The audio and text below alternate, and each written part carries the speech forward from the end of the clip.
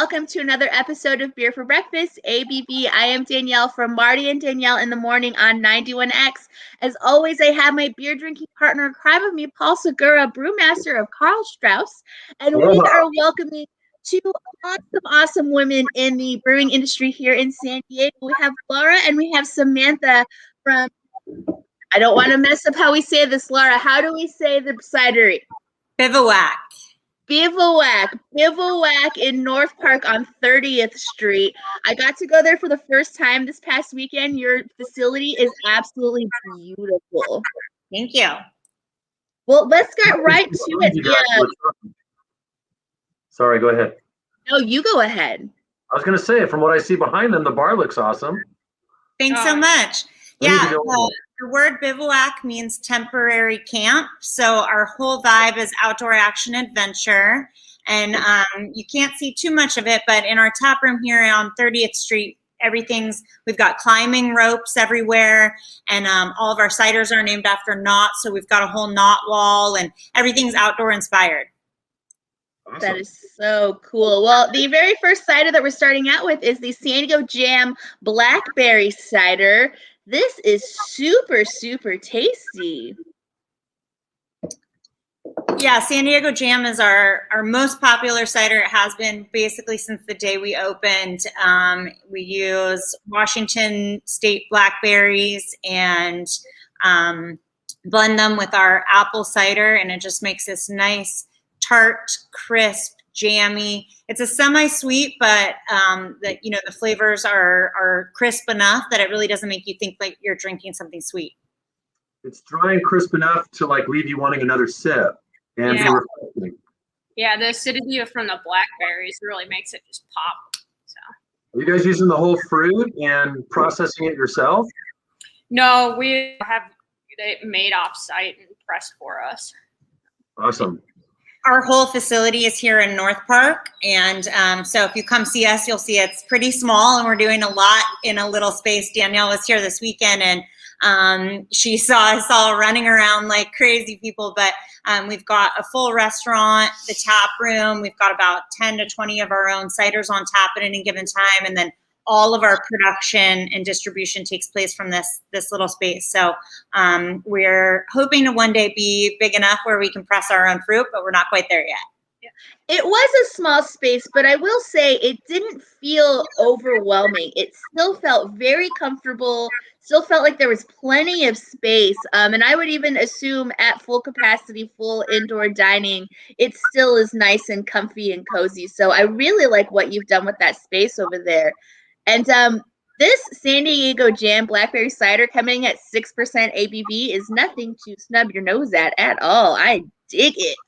Yeah, it's tricky though. It'll sneak up on you. Yeah. What we call a sniper. That's right. It doesn't drink like 6 at all. Like seriously, you can hardly tell there's alcohol in here at all. No, people always ask us, they're like, this is so good. Does it have alcohol in it? You know, and 2 ciders later, we're like, yeah, it has alcohol in it. You guys chose a great part of town to get started in. And it seems like you guys are just popular right out of the gates. Like you guys are really well received in the community so far.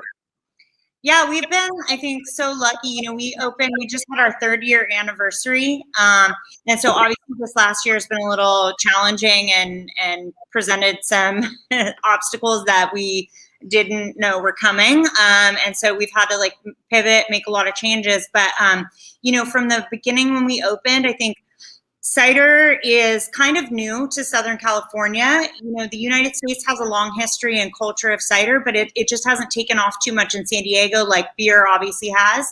And so the community, I think, was ready for something new and excited to try something.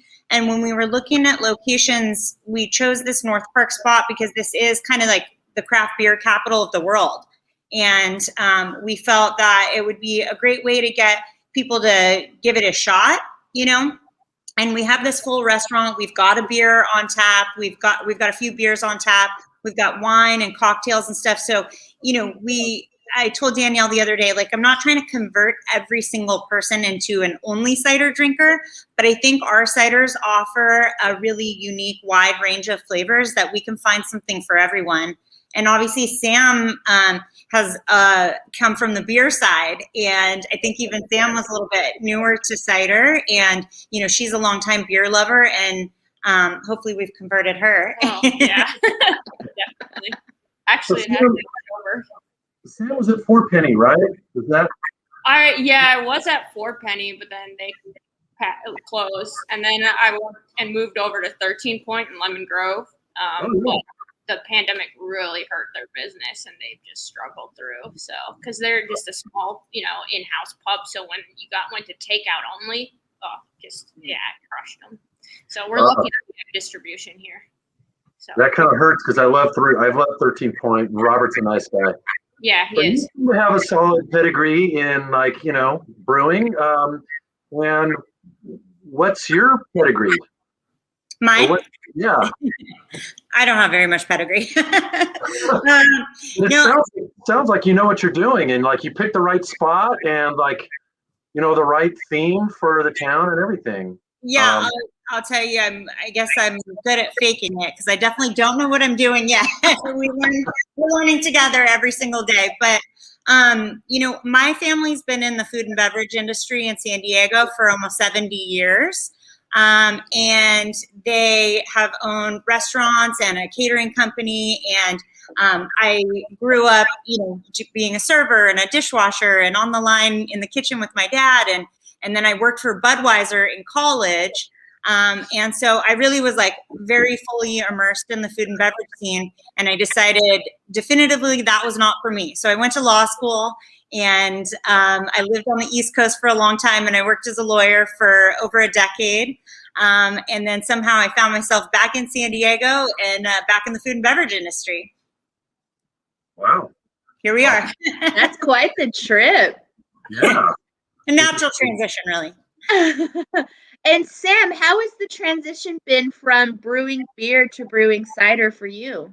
I think really good. So far, we've been putting out a really consistent and changed a lot of SOPs that weren't really in place here yet. Our cider has just blossomed. We've really created a range of flavors since I've been here. It's mostly cellar work, but it's a lot of fun cellar work, like playing with the different fruit and different acid levels that you don't really get to use in beer as much, and tannins. So it's been fun learning all about the new ingredients that I get to use. Yeah. That's cool. Well, are there any products you guys have that are that have gluten?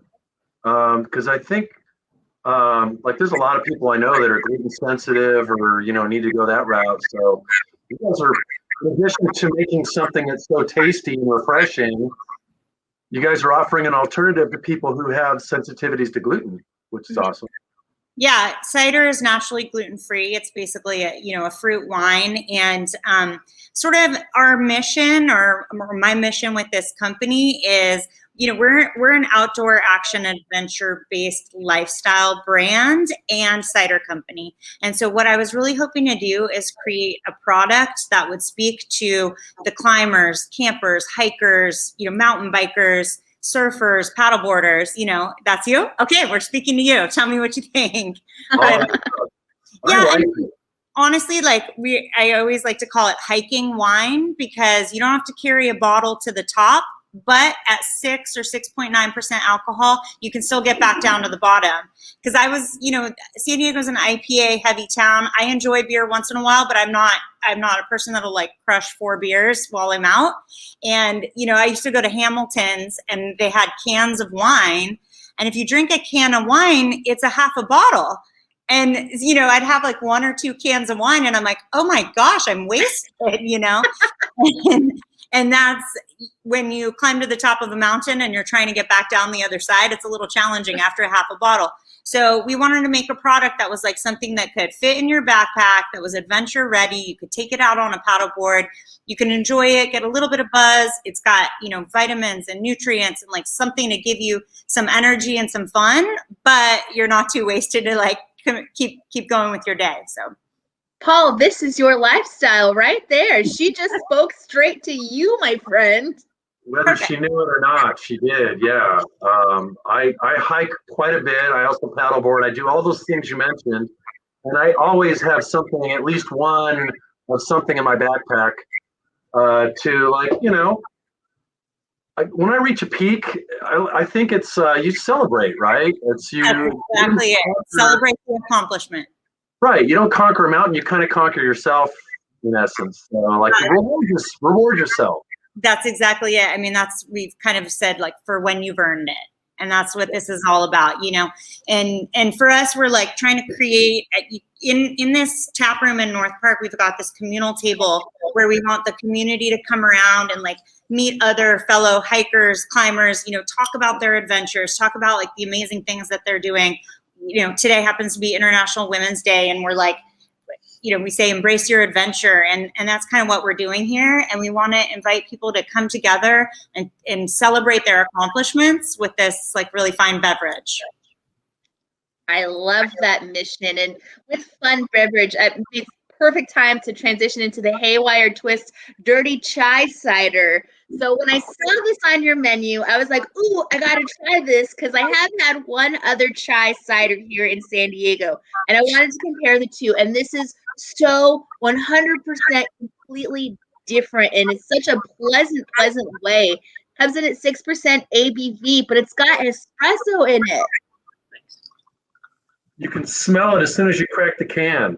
Like the espresso's dropping out of there. Wow, you can feel the chai spice as well. This is like Sam's kind of debut. Sam came to us at the beginning or towards the end of summer, kind of smack dab in the middle of the pandemic. And we as a company were going through a lot of changes and kind of trying to figure out who we are after this pandemic,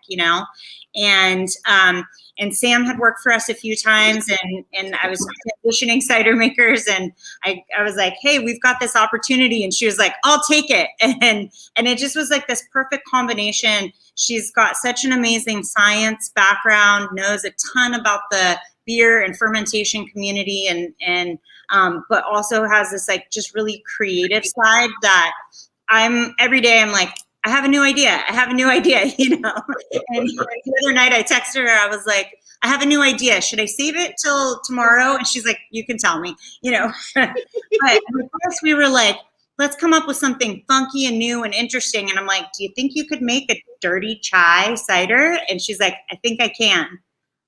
So Definitely. Do you want to tell them like what's in it and how you came up with it? So we basically just made our own masala chai, so spiced tea blend in-house, and literally make it like a tea, so 15-minute steep time. And then we add it to this base cider. And then once we blend it back down with a little bit of lactose to get the creaminess and sweetness, we steep it on 17 pounds of whole Guatemalan coffee beans for like 36 hours, and then pull it off the beans, and it just, I don't know, it just seems to blend together perfectly. So, yeah. We like could not believe it when we tried this. Yeah. This is amazing. This is really good. Super good. Like it even has a hint of vanilla or something, but maybe that's the lactose I'm getting. Yeah, the coffee beans also had a little bit of fruitiness and vanilla character coming through them. It was a blonde roast, but yeah. So I'm thinking the apple variety you used also is kind of a mellow, like apple variety. I don't get a lot of tart, apple flavor. It's a really sort of mild flavor, and I think that allows everything else to really poke through. All the chai spices and the coffee and everything. Nicely done. Thank you. I'm thoroughly impressed, and as a huge beer person, IPA person, everything that I tried when I went to the tasting room was great. This is one of those times where we can't be drinking with our eyes, as Paul Segura always reminds us on Beer for Breakfast. You really got to taste with your palate, and you guys are hitting every single palate with what you're doing. Bravo. So this is really like visually nice too, right? I wouldn't take a look at this and think it was ominous or anything, but when I hear everything that went into it, like on paper, I would think they might clash a little bit, right? I might think, okay, well, how is the chai going to blend nicely with the espresso and all of that, and with apple? You know, you think coffee and apple, that's just doesn't seem orthodox. It doesn't seem right. Yeah, there's not many people using coffee in the cider industry yet. Yeah. But then you taste it, and all the flavors like are working symphony with each other really nicely. Thank you. Yeah. Balance, right? Drinkability. Yeah. I would say orthodox is not something that will ever be used to describe our company. I like that. Obviously not. This is really good. And it's holding a head nicely too. Yeah, that's from the lactose. Literally, just adding it added body to the cider that it keeps ahead. I gotta swing by there to see what else you guys have. Sure. Obviously the rosé I'm supposed to try. And some of the other stuff. That's our newest release we're really excited about. You want to tell them about some of the other exciting things we have on tap? Sure. So one of our new favorites, it was an R&D that I just did, is a peach rhubarb.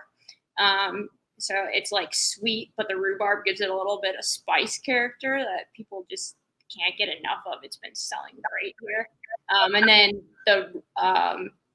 we're re-releasing Marlin Spike in a little bit. We might add a twist to it. That's our pineapple cider. Yeah, for summertime. You know, everyone loves pineapple. Mango Sure. Yeah. Matcha cucumber. What else we got? Pomegranate blueberry is coming. So yeah, a wide Oh variety. my goodness. Yeah. Paul, I think that we need to get over to Bivouac as all of these are coming out and enjoy them as Sam starts pumping out these awesome flavors. I definitely got to get to Bivouac. And if they've got like climbing stuff inside there, like I'm not going to bring my flip-flops.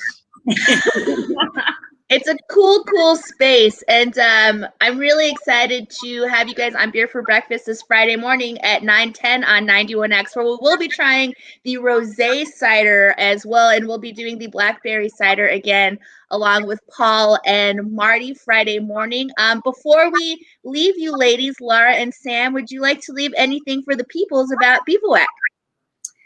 I just thank you so much for having us on. We're really honored. I think, it is International Women's Day, so I'll just give a shout out. Like, we are a team. We didn't mean to be this way, but we've ended up a team of all women, like our sales, our marketing, our production, and it's been a really incredible experience here in San Diego and I think around the world. Like, being in the craft beverage industry, there's not a ton of women and there's not a ton of all women teams for sure, and we've just worked together so well and been such a cohesive team, and everyone's outdoor action adventures, everybody does yoga, climbing, hiking, whatever, and it's just been such a rad experience to interact with the community and bring people in. I think San Diego is definitely, we're speaking to a lot of people that are like you, that are out there doing all the fun stuff and then celebrating their accomplishments. So embrace your adventure is our motto, and that's really what we want people to be doing.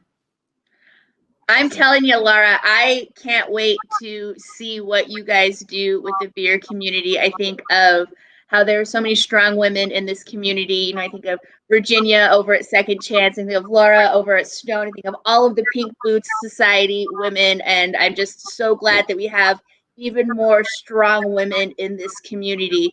So with that, cheers to independently owned cider and radio in San Diego, and cheers to women. Cheers to women.